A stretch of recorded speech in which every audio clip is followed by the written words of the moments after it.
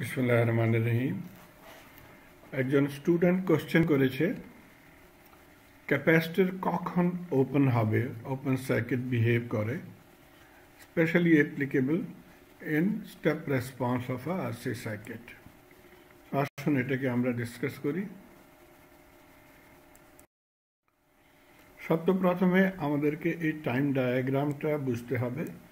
এটা হচ্ছে আমাদের টাইম অ্যাক্সিস এবং এটা হচ্ছিল ভোল্টেজ অ্যাক্সিস।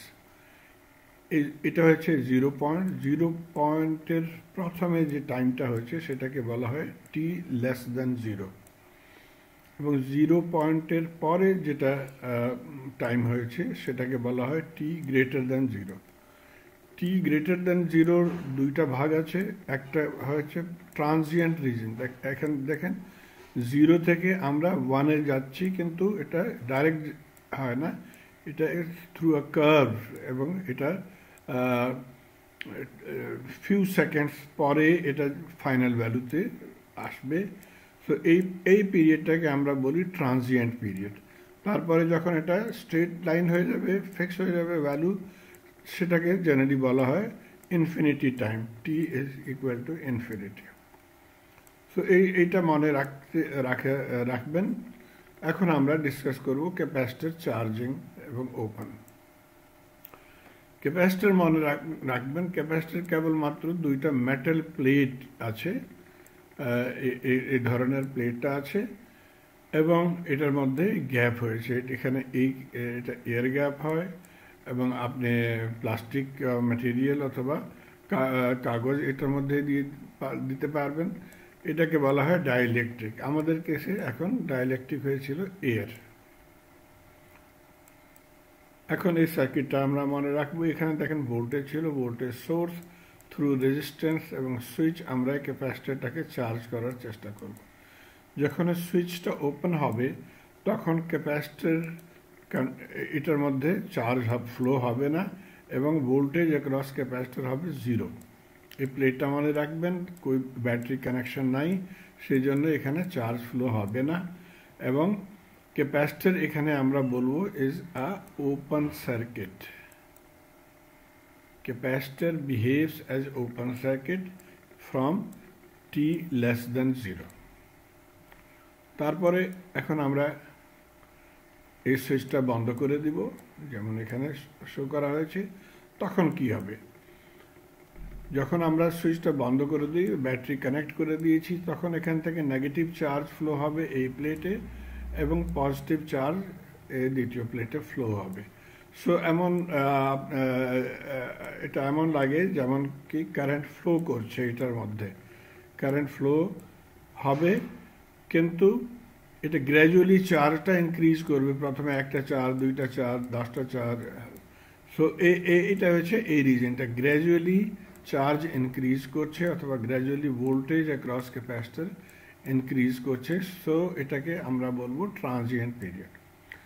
তারপরে আফটার সাম টাইম, যেটাকে বলা হয় ট সেকেন্ডের পরে এখন কারেন্ট ফ্লো হবে না, বিকজ ওকে এই পয়েন্টটায় আমরা কি বলবো, যে ক্যাপাসিটর ইজ কন্ডাক্টিং।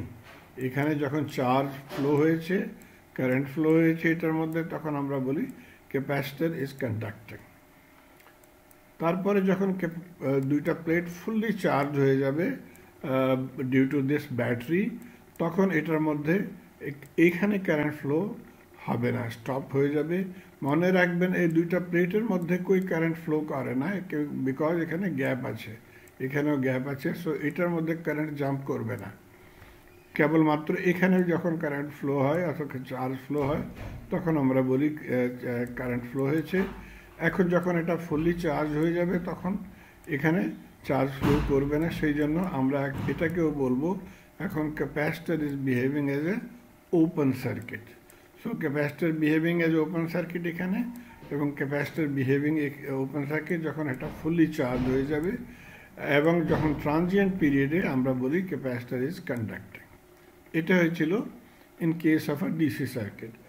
এখন এসি সার্কিটে কি হয় আপনারা জানেন। এসি সার্কিট একবারে পজিটিভ হয়, একবারে নেগেটিভ হয়।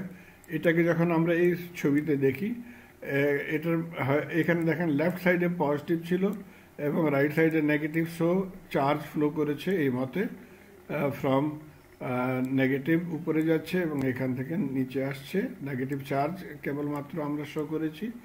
সো আমরা বলি ক্যাপাসিটর ইজ কন্ডাক্টিং। তারপরে এটা যখন চেঞ্জ হয়ে যাবে, আপনারা জানেন 1 সেকেন্ডে 50 টাইমস এটা চেঞ্জ হয়, তখন কি হবে, এখন এখানে ক্যাপাসিটর ছিল পজিটিভ চার্জ পয়েন্ট ছিল লেফট সাইডে, এখন পজিটিভ পয়েন্ট হয়ে যাবে রাইট সাইডে। So charge flow direction change হয়ে যাবে। এখানে দেখেন এটা উপরে যাচ্ছিল, এখন এটা নিচে আসছে, সো ডাইরেকশনটা চেঞ্জ হয়ে যাবে। সো এটাকেও এমন মনে হয় যে এখানেও ক্যাপাসিটর কন্ডাক্ট করছে। সেই জন্য আমরা বলি that during AC capacitor behave or conducts. So আমি আশা করি আপনাদের আইডিয়া হয়ে গেছে কেমন করে ক্যাপাসিটর চার্জ হয় এবং কখন ক্যাপাসিটর ওপেন হবে এবং কখন capacitor as a conducting behave করবে। ধন্যবাদ।